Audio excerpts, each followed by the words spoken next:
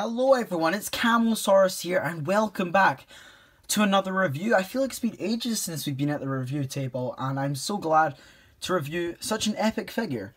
That figure, you may be wondering, is the Papo Triceratops. Now, before reviewing this figure, I'd like to point out this is by far my favourite Triceratops figure of all time and I definitely recommend buying this.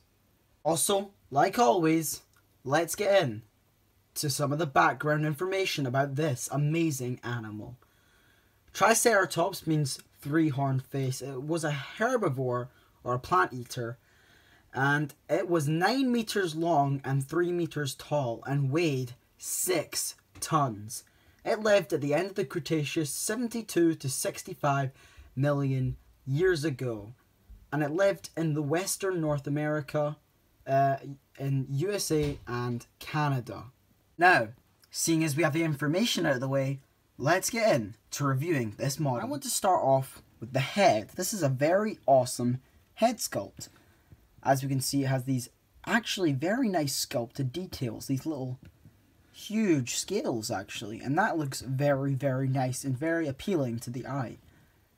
The end of the frill is lined with these huge spikes, which is very accurate and very awesome. As for the horn itself, the horns have this kind of cracking feature. I don't think that's very accurate, but you know what? They look very cool nonetheless. I mean, the painting on this figure is just phenomenal. Everything is painted even down to the little eye on this figure, and that is quite a small eye.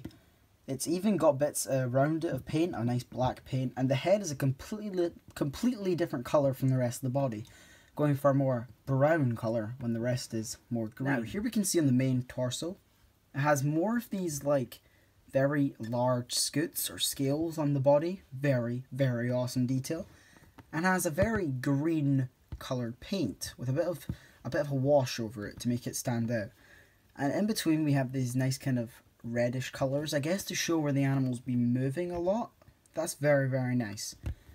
And then if we go down to the tail, you can see all the wrinkling here, which just like really shows that this animal's been using this tail to move quite a lot. In fact, we have it all around the legs as well, just where the body's been pulled, especially up here, this nice little wrinkle down there. That's very, very nice, and it's very, very prominent around the neck as well. Now, one thing I'd like to point out about this animal, it really does remind me of the Triceratops from Jurassic Park: The Lost World. Not so much the first one because it's not brown all over, but from the second one, the one that takes down the tent, it really reminds me a lot of that Triceratops.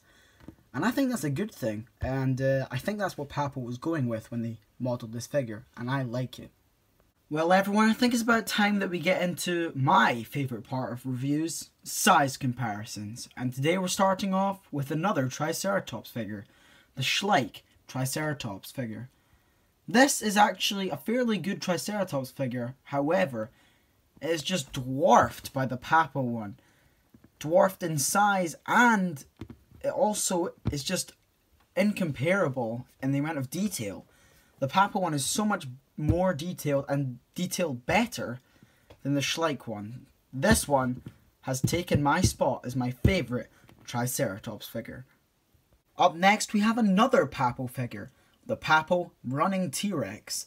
As you know, T-Rexes fought Triceratops in the wild, and these two go amazing together. In fact, they're moulded in a way that their bodies kind of curve round to meet each other, and I think that's a very cool detail added in by Papo.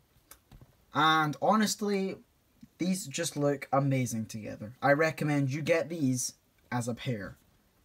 And finally, here I have the figure I use for every review as a size comparison, the Papo Brachiosaurus. This just shows how big this figure actually is, that it does kind of compare in size to the Brachiosaurus. It's bigger than most figures. This is a very large, chunky figure, and I think it's great because of that.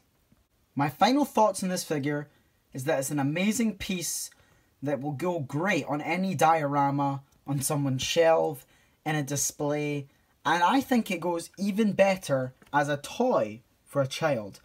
I could imagine a small child just picking this, holding it in their hand. It's a huge model, and it's a huge toy as well. You can use it like that. And I think it's great. I think this is an amazing figure, and I recommend anyone that's remotely into dinosaurs to pick this up.